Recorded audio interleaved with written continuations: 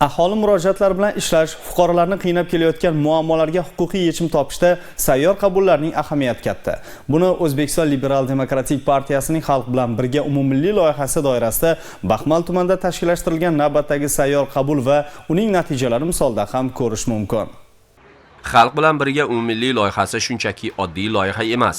Bu orqali xotin-qizlar nogironligi bo'lgan shaxslar, keksalar va yoshlarni qiynayotgan ijtimoiy muammolar, ishsizlik va turmush sharoitiga oid boshqa masalalar yuzasidan qilingan murojaatlarga yechim topilib, manzilli yordam ko'rsatilmoqda. Baxmal tumanidagi 34 ta mahallada ayni vaqtda 170 mingga yaqin aholi istiqomat qiladi. Keyingi yillarda tumanda aholi turmush farovonligini oshirishga qaratilgan keng ko'lamli islohotlar amalga oshirilayotgan bo'lsa-da, yechimini kutayotgan muammolari ham yo'q emas. Oliy Majlis Senati a'zosi, mahalliy kengash deputatlari, hokimlik, mutasaddi tashkilotlar hamda kasaba uyushmalari Jizzax viloyat kengashi vakillari ishtirokida tumanda o'tkazilgan navbatdagi sayyor qabulda fuqarolarning turli masalalardagi 30 ga yaqin murojaati ko'rib chiqildi. Ahamiyatlisi ularning 11 tasi joyida ijobiy hal etildi. Mahallamizda simyog'ishlarimizni eskirib qolganiga almashish to'g'risida, ichimlik suvlar muammosi bor edi, katta xalqimizning muammosi. Xudo qarasa bu amalga oshdi. Har bir xonadonni hozir ichimlik suv bilan ta'minlayapti.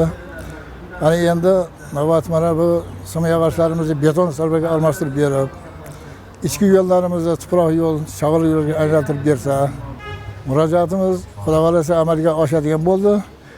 Mana shu deputatlarimizga ham sayyor qabul tahlili shuni ko'rsatmoqdaki, tumanda tomorqa, soliq, elektr energiyasi va ichimlik suvi ta'minoti, yo'l va uy-joy qurilishi bilan bog'liq aholini tashvishga solayotgan muammolar yetarli. Shuningdek, fuqarolar aliment to'lovi bilan bog'liq muammolarni hal qilish masalasida ham deputatlardan yordam so'radi. Albatta, oila nozik masala.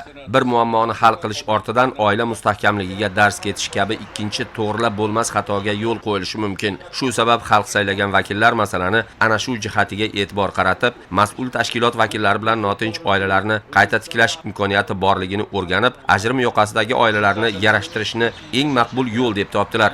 Ochiq muloqotda xalqdan o'rganilayotgan muammolar, xalqni ochiq mutaxassislar oldida aytayotgan masalalarni joyining o'zida mutaxassislar tegishli masalalarni yecha olishi va yechim topishi xalq bilan birgalikda xalqni oldida partiyaning vazifalarini ado etayotganligining namunasi deb o'ylayman.